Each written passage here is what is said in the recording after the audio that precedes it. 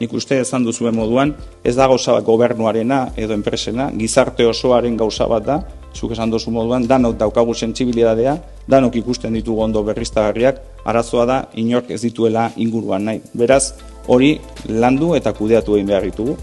Transizio gertatuko da. Gertatzen dena da, siderurgia bat Alemanian deskarbonizatzen bada, gure siderurgia konpetegarritasuna galduko du. Orduan prozesu horretan, bai edo bai gu ere joan behar gara. Mundu mailan balio katerik eta potentena daukagu energia eolikoaren inguruan.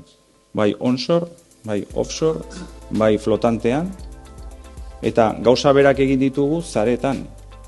Daukagu sare elektrikoan. Daukagu hemen oen bat, Iberdrola dana, eta daukagu sare hornikuntza kate bat, hornitzaileen kate bat oso kompletoa eta potentea. Nik uste dut Euskal Herria txikia izanez, segurazki beti izango dela energia importatzaile netoa, hori gertatu daiteke, baina transizioaren munduan teknologia esportatzaile netoa izaten jarraitu dezala, espero dut eta nik uste dut horrela izango dela.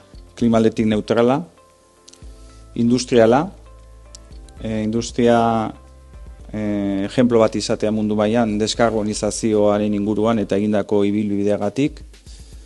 Euskadi bat non ongizate estatua berdina edo hobeagoa den eta ongizate maila handitzen den. Eta hori da, ordarako gureko neukesenak eta gureko neukesenak utzi baita ere beste belaunaldi batzuei. Azkenean gaur hartzen ditugun erabakiak urteotan eragina dute, ez? Lehen esan dugu, 80. hamarkadan energiaren euskal erakundea eta beste batzuk eta erabaki batzu eta gaur egunean hori bizitzen edo gozatzen ari gara, hamarkadetan lan egindan guztiarekin eta guk ere erronka hori daukagu, ez? Hortara lortzeko.